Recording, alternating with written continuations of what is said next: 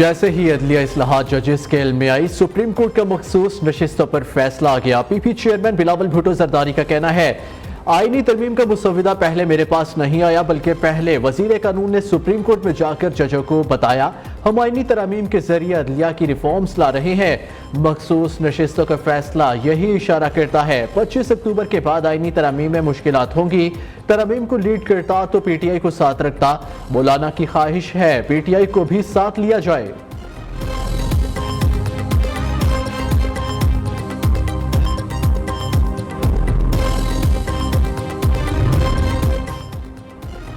मौलाना की रजामंदी से तरमीम की तलाश खराश हो चुकी। आईनी अदालत पर कोई एतराज़ नहीं। इरफान सदीकी की मौलाना फजलुर रहमान से मुलाकात के बाद निजी टीवी और मीडिया से गुफ्तगू। कहा, आईनी तरमीम नागुज़ीर है, किसी के डिक्टेशन से नहीं, अपनी मर्जी से आईनी तरमीम लाएंगे।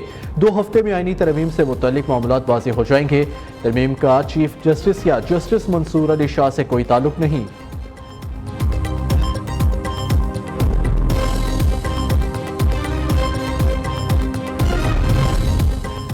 190 मिलियन पाउंड रेफरेंस केस की समाअत आज अडयाला जेल में होगी। केस की समाअत एहतसाब अदालत के जज नासिर जावेद राना करेंगे। बानी पीटीआई और बुशरा बीबी को कमराए अदालत में पेश किया जाएगा। मुलजिमान के वकला ज़हीर अब्बास चौधरी, उस्मान गिल और दीगर अदालत पेश होंगे। नैब प्रोसिक्यूटर जनरल सरदार मुजफ्फर अब्बासी, अमजद परवेज टीम के हमरा कमराए अदालत पेश होंगे। वकील सफाई उस्मान गिल आज नैब के आखिरी गवाह पर जरा जारी कर रखेंगे।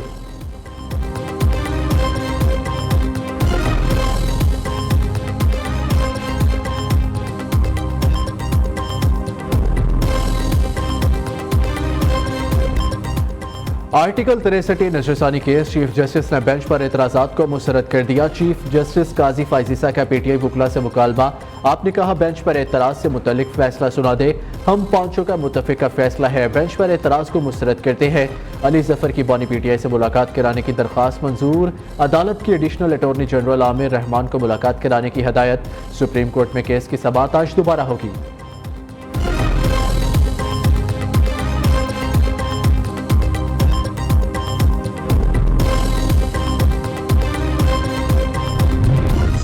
के शेल लेकर आते हैं ताकि पुलिस को ऊपर बरसाया जाए और इनको जख्मी किया जाए, इनको डराया धमकाया जाए। वहाँ कुछ भी नहीं है। इलाज मुआवजे के लिए वहाँ के केपी के लोग पंजाब में आते हैं। आप उन लोगों से भी पूछे जो जेल में बैठे हुए कि आपने हमारे सूबे के लिए, केपीके के लिए क्या किया? कुछ नहीं है, कुछ नहीं। कारकर्दगी सिफर, मार धाड़ नंबर 1। एहतजाज ही एहतजाज रहा, चाहे वो हुकूमत में थे चाहे वो अपोजिशन में थे, उनका काम ही एहतजाज। सड़कों पे नवाज शरीफ को उसकी गर्दन पे रस्सा डाल के खींच कर मैं गुजरी हाल को हाल से बाहर निकालूंगा। इतना बड़े बड़े बोल मत बोला करो, जो करोगे फिर बाद में भरोगे। क्या तुम पंजाब और खैबर पख्तूनख्वा में लड़ाई और खून खराबा चाहते हो? ये आंसू गैस के शेल लेकर केपी से पंजाब आते हैं। ये मार धाड़ में नंबर 1 है, कारकर्दगी सिफर है। जहां मौका मिलता है एहतजाज करते हैं। सदर मुस्लिम लीग नून नवाज शरीफ की पीटीआई के जलाओ घेराव से भरपूर एहतजाज पर कड़ी तनकीद। कहा, जेल में बैठे शख्स से पूछे खैबर पख्तूनख्वा के अवाम के लिए क्या किया।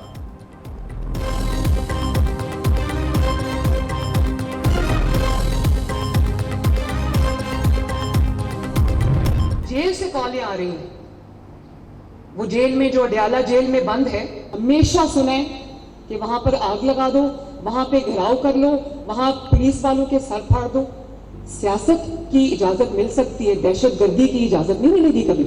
अगर आप ये समझेंगे कि आप एक सूबे के मुकाबले में दूसरे सूबे को लाके खड़ा कर देंगे तो इंशाअल्लाह ताला हम पाकिस्तानी हैं, सूबे बाद में हम ये इंशाअल्लाह होने नहीं देंगे। उनका पूरा फोकस जो है वो गालम गलोच पे, घेराओ, जलाओ, आग लगा दो, मार दो, मर जाओ, पुलिस वालों के सर फाड़ने पे। तो मैं सिर्फ ये कहना चाहती हूँ कि मैं किसी की गालम गलोच का जवाब नहीं देना चाहती।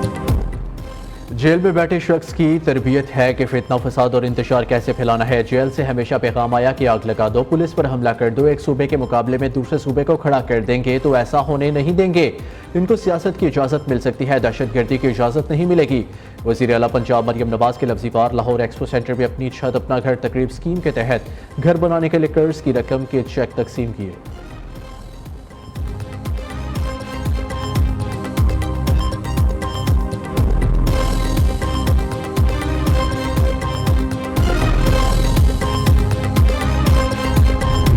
के दिन तारीख को डी चौक पे हमारा पुरअमन एहतजाज है। आप लोगों ने हमें रोकने के लिए ये तरीके इस्तेमाल किए तो इंशाअल्लाह अपने आईनी हक के मुताबिक हम लोग इंशाअल्लाह पहुंचेंगे और हमने हर सूरत में इंशाअल्लाह अपना पुरअमन एहतजाज डी चौक पे इंशाअल्लाह रिकॉर्ड करवाना है। मोटरवे जो है पेशावर टू इस्लामाबाद मोटरवे, उसके ऊपर ट्रेवल ना करें ताकि इनको मौका ही ना मिले आपकी गाड़ी गलत इस्तेमाल करने का, जिससे आपका वैसे भी नुकसान होता है और फिर गाड़ियां हटाने में अगर थोड़ा बहुत और नुकसान होता है तो उससे कसूरवार हम नहीं, ये हुकूमतें हैं और साथ साथ ये आपका भी कसूर होगा कि आप क्यों पे आपको पेश करते हैं इस चीज के लिए। वज़ीर आला खैबर पख्तूनख्वा अली अमीन गंडापुर एक बार फिर इस्लामाबाद पर लश्कर कुशी के लिए तैयार। 4 अक्टूबर को डी चौक पर एहतजाज की कॉल वीडियो पैगाम जारी कर दिया। कहा खैबर पख्तूनख्वा से कारकुन डी चौक पहुंचे, जितनी भी ये रुकावटें खड़ी कर दे हम हर सूरत डी चौक पहुंचेंगे। खैबर पख्तूनख्वा के अलावा तमाम हुकूमतें फॉर्म 47 की हुकूमतें हैं।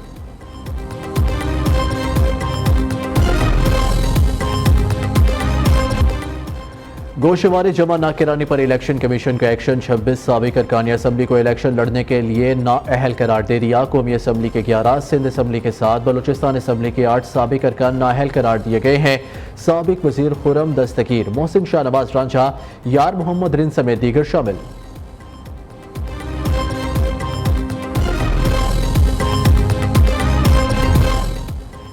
BLA को बड़ा धचका। बलूचिस्तान के इलाके हरनाई में दहशतगर्दों के खिलाफ सिक्योरिटी फोर्सेस का कामयाब ऑपरेशन। खुफिया इतलात की बुनियाद पर किए गए ऑपरेशन में BLA के 6 अहम दहशतगर्द जहन्नुम वासिल कर दिए गए। तमाम हलाक दहशतगर्द सिक्योरिटी फोर्सेस और मासूम लोगों पर बराह रास्त हमलों में मुलव्विस थे।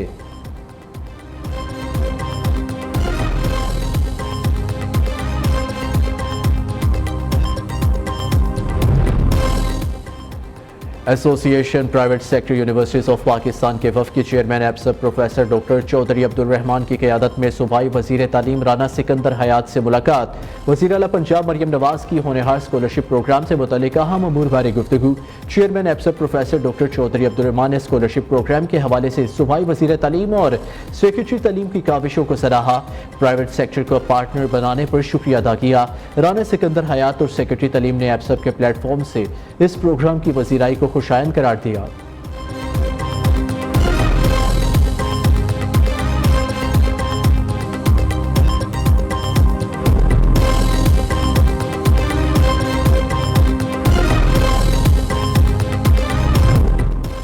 इसराइल आइंदा चंद रोज में ईरान पर हमला करेगा। हमले का जवाब देने के लिए अहदाफ का तयन कर लिया।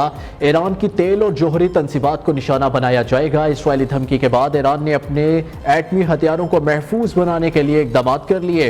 दूसरी जानिब ईरान के सुप्रीम लीडर आयतुल्लाह खामनेई ने इसराइल को खबरदार किया है, ईरान की जानिब से अगला हमला इससे कहीं ज्यादा तकलीफदेह साबित होगा।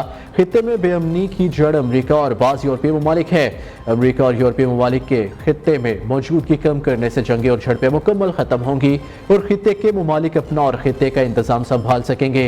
ईरानी फौज के सरबराह मेजर जनरल मोहम्मद बाकरी ने कहा, इसराइल की जानिब से ईरान पर हमला किया गया तो इसे नताइज भुगतना होंगे। इसराइल को बहुत शिद्दत के साथ जवाब दिया जाएगा। इसके बुनियादी ढांचे को निशाना बनाया जाएगा।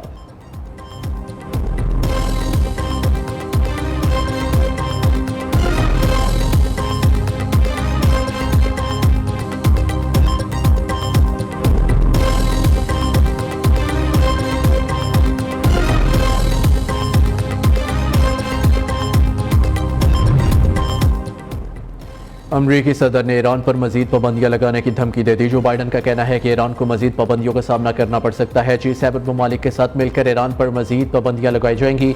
G7 इजलास में मशरिक वुस्ता की सूरत हाल का जायजा लिया जाएगा। इसराइल के साथ बात करेंगे वो क्या करने जा रही है। इसराइल के ईरानी जौहरी तंजीबात पर हमलों की हमायत नहीं करते। G7 ममालिक मुत्तफिक है, इसराइल का किसी भी तरह का रद्द-ए-अमल मुतवाज़न होना चाहिए।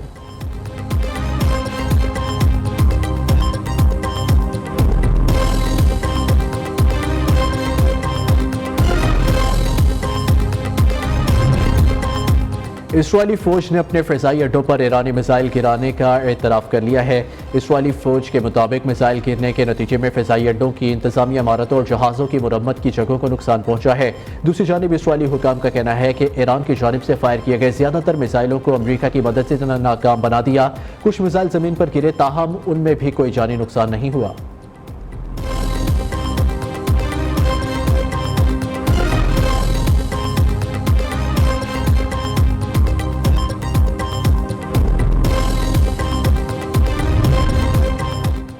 हिजबुल्लाह का इसराइल पर 100 रॉकेट्स मारने का दावा। लबनानी तंजीम का कहना है कि इसने शुमाली इसराइल के कस्बे में इसराइली फौजियों के एक ग्रुप पर बड़ी तादाद में रॉकेट दागे हैं।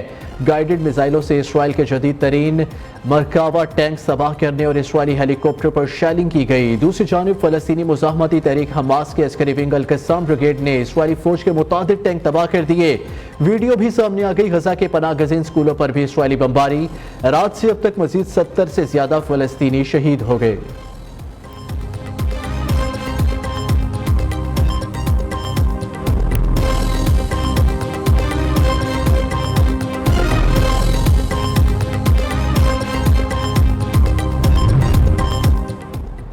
पाकिस्तान का मशरिक़ वुस्ता में बढ़ते तनाव पर गहरी तशवीश का इजहार। तर्जुमान दफ्तर खारजा ने एक बयान में कहा है कि आलमी बरादरी को तनाव कम करने के लिए तेज़ी से इक़दाम करने चाहिए। तमाम फरीक़ैन अमन को तरजीह दे। इसराइल ने बैनुल अक़वामी कानून और UN चार्टर की खिलाफ वर्जी करते हुए इक़दाम किए। इसराइली इक़दाम के नतीजे में संगीन इंसानी बहरान पैदा हुआ है। इसराइल ने गजा में जारी नस्लकुशी से इलाक़ाई अमन व सलामती को खतरे में डाल दिया है।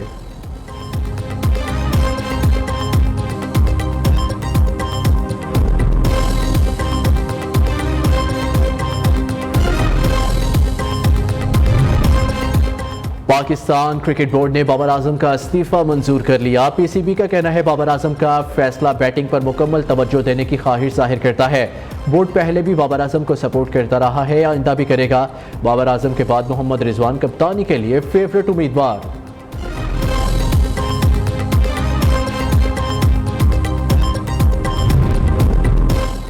और ICC women's T20 world cup का मेला आज दुबई में सजेगा। पाकिस्तानी क्रिकेट टीम का शारजा क्रिकेट स्टेडियम में ट्रेनिंग सेशन, खिलाड़ियों की बैटिंग, बॉलिंग और फील्डिंग की भरपूर प्रैक्टिस। कमेटी आज इफ्तिताही मैच श्रीलंका से टकराएगी।